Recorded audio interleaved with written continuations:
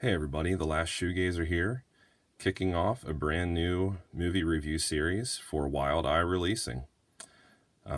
They've been extremely generous in sharing a number of awesome titles with me to check out and share with you on my channel. So we're going to get started here with many more reviews that I have planned for the various releases and titles that they've shared with me. And I'm going to start with The Horror Network.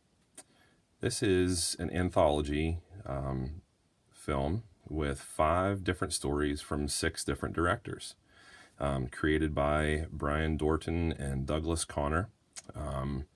Whenever I first looked at this, I was immediately taken by this really creepy, grisly looking artwork. That's something that's been really impressing me with Wild Eye's various releases there. Throwback artwork for different 80s slasher films that they're paying tribute to, that subgenre with different releases. A number of those I have at this point that I'm going to be sharing as well. But stuff like that, it just, I don't know how it couldn't capture your attention. It definitely did for me.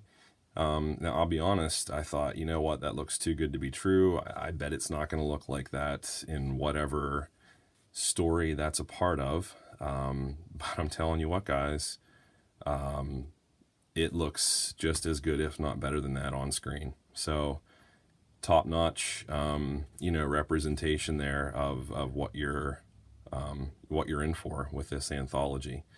Like I said, it has 5 different stories. They're kind of, I thought they were going to be a little bit more like interrelated than they were, but I almost kind of like that they weren't. The way that they were connected was the feeling that it kind of gave me after, one ended and it transitioned into the next. Across the board, this whole anthology had me just feeling completely unsettled and kind of on the edge of my seat, and it was very dark, very, very, very dark and creepy. The first story is called 3 a.m., and it's kind of set in like an English UK kind of landscape. It's like an England cottage kind of setting, and it's just really creepy, unsettling. I'm going to try not to give too much away with the actual story here, but that one had a lot of really genuine jump scares, but not in a way that they're kind of overused, or they're not really the same as what you would see in a major motion picture. The Insidious kind of stuff where it's just nonstop kind of intense sound effects and stuff like that, or things just constantly jumping out with other kinds of movies that just rely solely on jump scares. But kind of has that similar approach to it. But the sound effects, there's different screams and pounding, creaking. It's just a very kind of atmospheric, unsettling kind of vibe that it sets from the beginning. And it kind of, ends in a way that it could definitely continue. Now, I didn't share, this is volume 1. It doesn't say that on the cover here, but these first 5 stories are a part of a volume 1 collection that we have here. So, it's not like it's supposed to be complete or anything like that. The next one is Edward. And that one's kind of about a paranoid insomniac. Like I said, I don't want to give too much away, but the acting is really solid in that one. It's very claustrophobic. There's some like possession involved there. Very unnerving. That one, the sound quality is a little bit poor. It kind of doesn't mix as well as the other ones with regard to production. The picture looks really good, but that was one thing I noticed, that kind of the sound was sort of tinny Wasn't as well recorded as the other ones were, but it made up for it with how creepy and intense it got. So that was really cool. The next one is The Quiet, and this was following a deaf schoolgirl who was trying to get away from someone who she perceived to be kind of stalking her. It kind of takes you through, more like English backcountry. It seems like, a lot of this is set kind of like in the UK, possibly.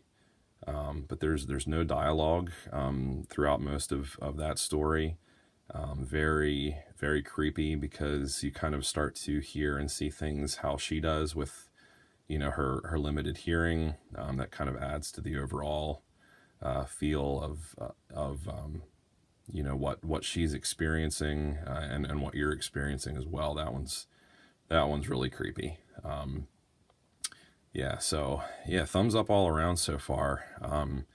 With these different stories and the directing and the acting, nothing stood out to me as being overly cheesy. It all seemed to be intentionally dark and unsettling and kind of leaving you wondering, where's this going to go, and are we going to see another another story that kind of continues this, or is one going to go into the next? And it just kind of leaves you breathless and wanting more, but then, hey, right into the next story we go. So that's kind of cool. I did not find that annoying at all. I kind of liked where everything led off and went right into the next. It was very interesting, really, kept me wanting more. I stayed engaged. Good stuff all around. This next one was my favorite, and that's what features these guys. It's called Merry Little Christmas, and it's in Spanish with English subtitles. And let's just say this is probably the most disturbing and difficult to watch of the 5 different stories. It's about a Spanish family. It kind of follows a girl who sees something happen to her mom, and her mom goes through some really heavy, nasty, unfortunate stuff. And the little girl's traumatized, and she sees some more wild stuff with her mom, who she's trying to help and support after all these dark things happen in their past. But it just is a really haunting, dark, really brutal, unforgiving story. I've never seen anything like this one, guys. The highlight for this for me is Merry Little Christmas. And that's where you see these guys. And boy, I'll tell you what, the production, the makeup, the gore, all the practical special effects in this are just top notch. I highly, highly recommend this, not only to see all of these awesome stories unfold, but especially to see Merry Little Christmas. So, that's just my opinion, but there you have it. The next one is very disturbing. This one was called The Deviant One. This was in black and white, and I'm going to try not to give away the ending because it had a very unexpected twist. This one is about a really sick guy who does something really unspeakable and grotesque to a neighbor that's kind of passing by.